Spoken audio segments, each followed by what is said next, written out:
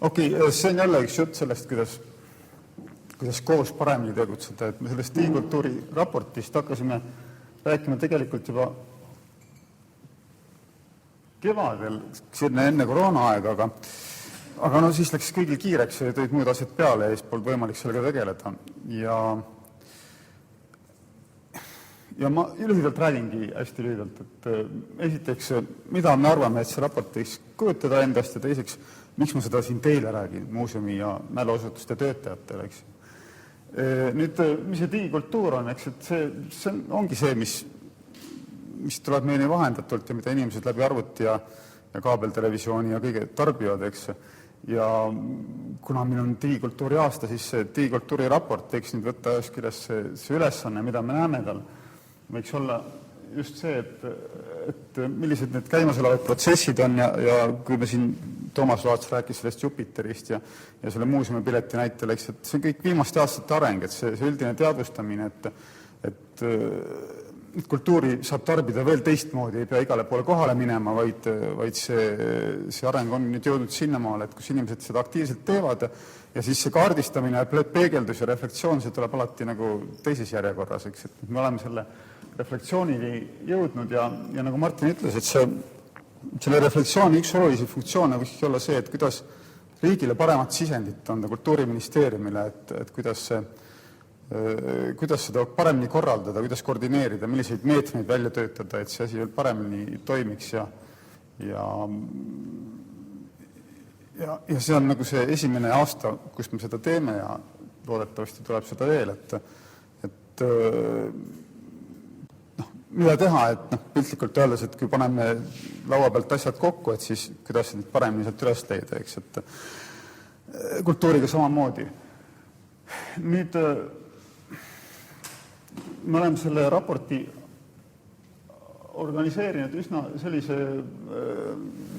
tavalisel moel, et eks meil on see avalik sektor, erasektor ja kolmas sektor, mis tegelikult peegeldab seda erasektorit nüüd juba selle iseorganiseerumise kaudu. Et siin on nüüd selja taga praegu need 5 olulist küsimust, et mis me nagu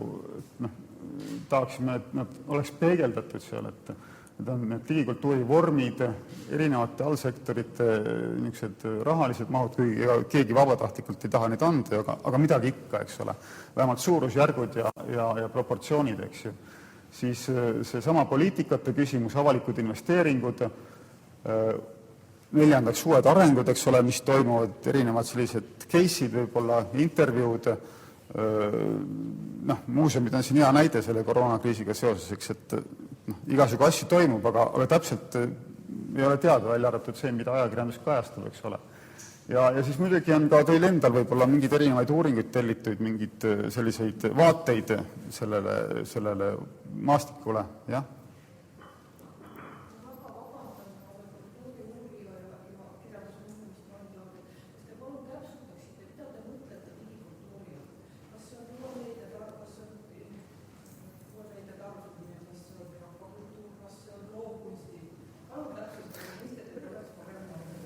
Digikultuur, see ennekõike, mis tuleb läbi kaabli piltlikult öeldes. Kogu see, mis on nagu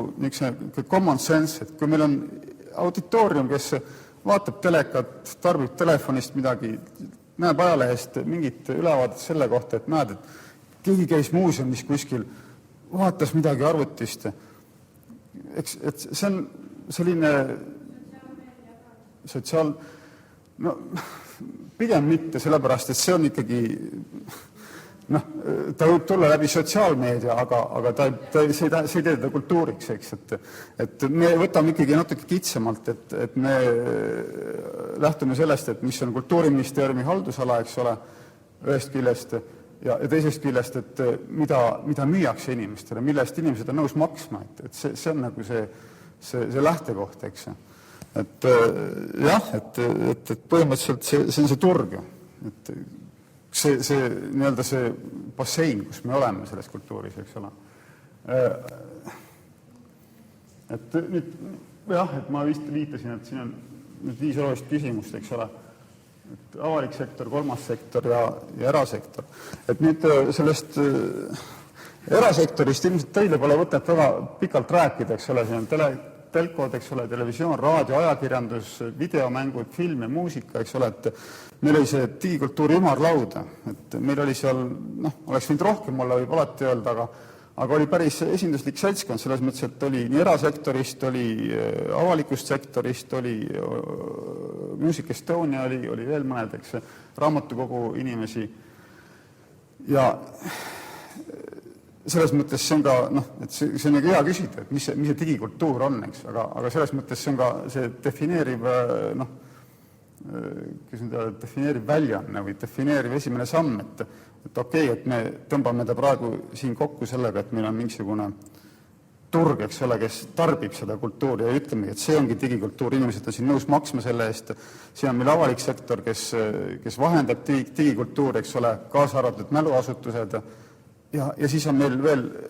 see mittetulundusühingute seltskond, kes organiseerub ise, eks ole.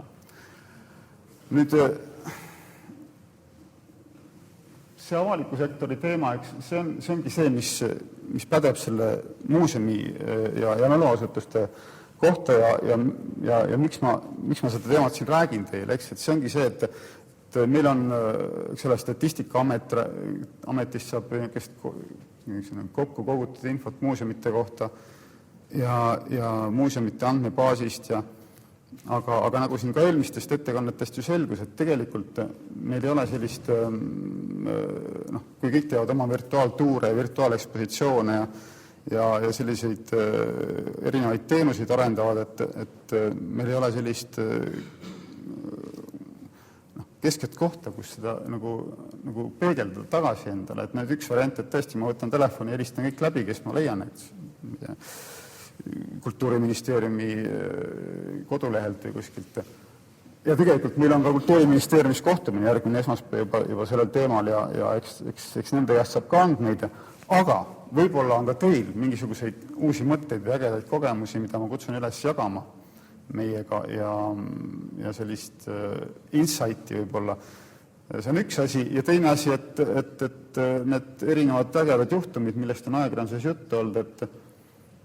kui me üks hetk teiega ühendust võtame kellegagi ja küsime mingit kommentaari või intervjuud, siis te teate, et selline